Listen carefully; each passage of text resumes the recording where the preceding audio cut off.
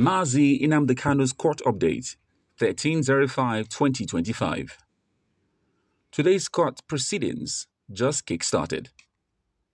Both defending and prosecuting counsels have their routine introductions after the monitoring of the matter by the court official. Witness PW4DDD has moved to the witness box and introduced himself as a DSS agent. Preliminary examination of witness commences. Prosecuting counsel: do you know who Nnamdikanu is? Witness: yes, he is IPOB leader Nnamdikanu, who has been calling for the breakup and secession of Southeast from Nigeria. Prosecuting counsel: how can you describe him?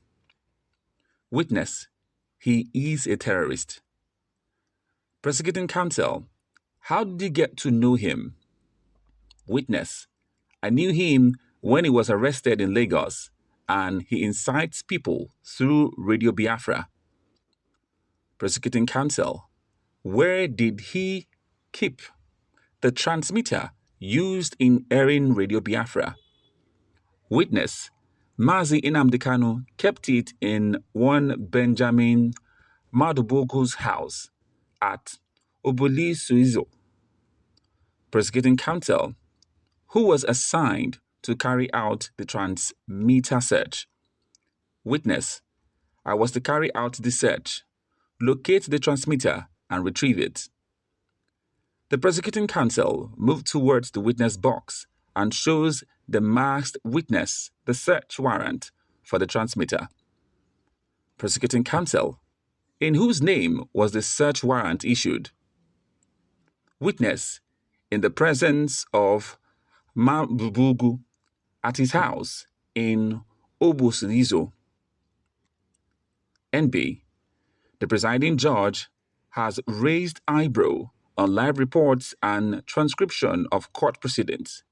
In other words, he doesn't want further reports and prefers secret trials. But we must continue. Stay tuned.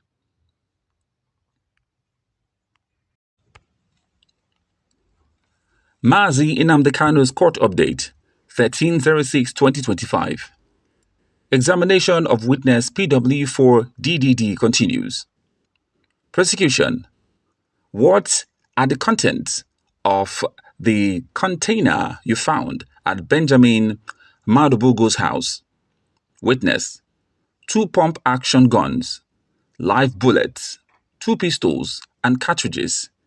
We ordered Benjamin Madubogu to open the transmitter, and when he did, we only saw household items. Prosecution: is what you are holding in your hand now the same video that was handed over to you for the transmitter investigation?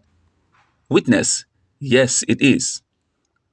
The video evidence has been tendered by the prosecuting counsel, and presiding judge marked it as exhibit. Stay tuned.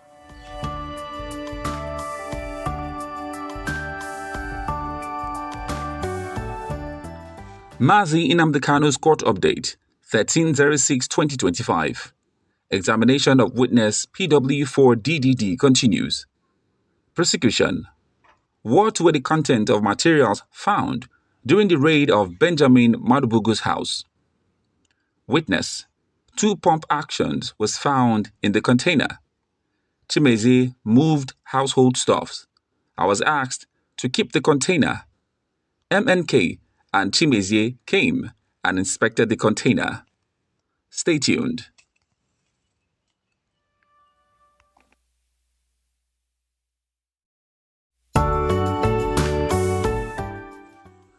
Nnamdikanu's court update, 13/06/2025. Examination of witness PW4DDD continues.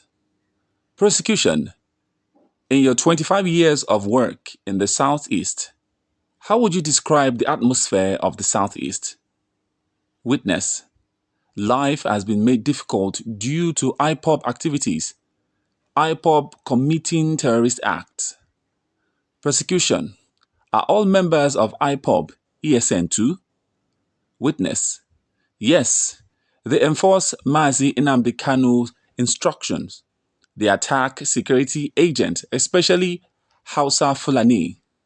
Everyone is laughing in court. Stay tuned.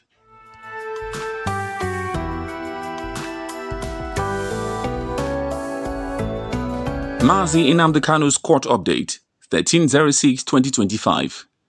Examination of witness PW4DDD continues. Prosecution: How do you identify ESN? Witness: They move in large groups. ESN engages in more of guerrilla warfare. Mazi Nnamdi Kanu gives instructions through Radio Biafra, especially on Biafra Day, May 30th, for them to attack especially government agencies. Our facility listens to all MNK broadcasts.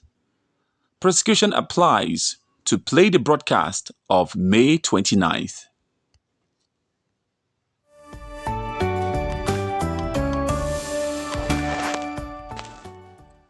Mazi Nnamdi Kanu's court update, 13/06/2025. MNK broadcast being played has ended. Prosecutor decided to discontinue the first broadcast. Review of Mazi Nnamdi Kanu's broadcast, where he boldly said no business person, no mosque or churches should be touched. Stay tuned.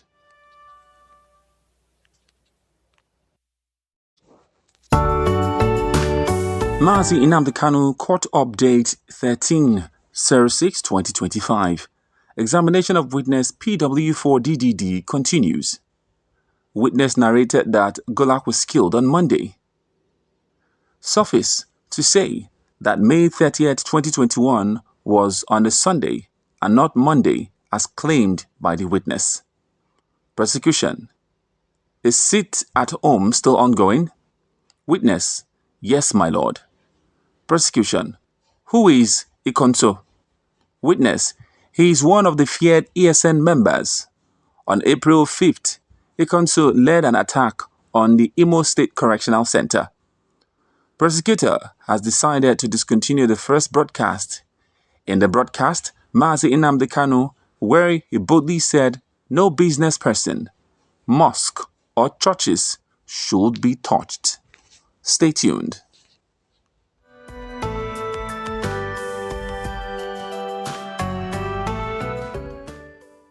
Emergency broadcast of Ikonso by MNK being played. MNK cried, prayed for him, and questioned why he was killed at home. MNK: Ikonso was not killed on a battlefield or shot out, but in his house while he was resting. MNK: Enugu State Governor chased by Fulanis, and it was never reported. We will mourn Ikonso, at the Oba MNK stated during the broadcast. Hope Uzodimma approached Ikonso to manage Ebubeagu, and because he refused, he was killed at his home, MNA said during broadcast. Broadcast of 28th of April 2021 being played now.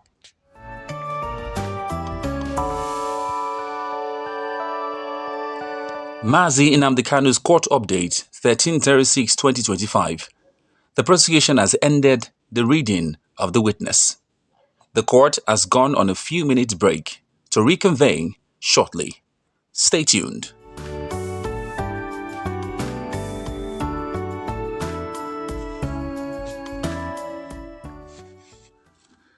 The trial of Nnamdi Kanu, the leader of the indigenous people of Biafra IPOB, has been moved to the headquarters of the Department of State Services (DSS). Justice James Omotosho ordered that Kanu's trial be moved from the Abuja Federal High Court to the DSS headquarters.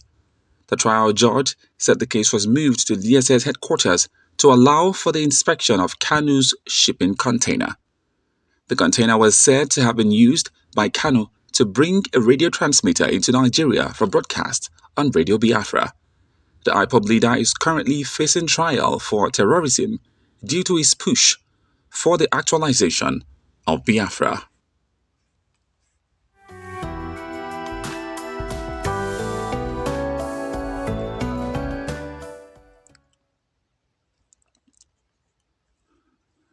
The Department of State Services told the Federal High Court in Abuja on Friday that a broadcast by the leader of the proscribed indigenous people of Biafra, Nnamdi Kanu, directly contributed to the economic paralysis in the southeast region.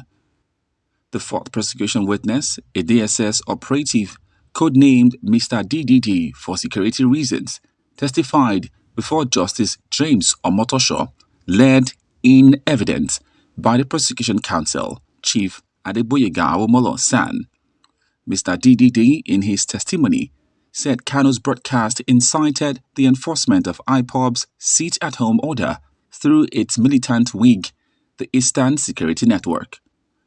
From my investigation, the defendants' broadcast directly contributed to economic paralysis in the southeast as they fueled the enforcement of IPOB's sit-at-home order, Mr. DDD testified.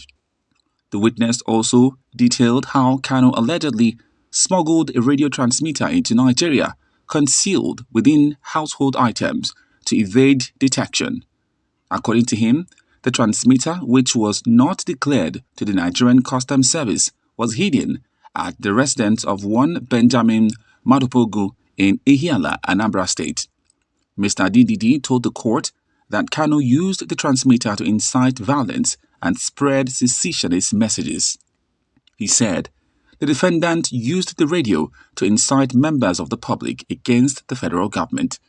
We obtained a search warrant, searched Benjamin's residence, and recovered the transmitter along with other items, including firearms, cartridges, Biafran currency, and Indian hemp. The court admitted into evidence a certified true copy of the search warrant issued by the Ihiala Chief Magistrate Court in October 28, 2015. A video recording showing Kanu inspecting the smuggled transmitter was also tendered and admitted despite initial objections by the defense team led by Dr. Onyechi Ikpeazu-san. In the video, played in the open court, Kanu was seen praising the transmitter as a game changer and referring to it as a nuclear weapon for Biafra.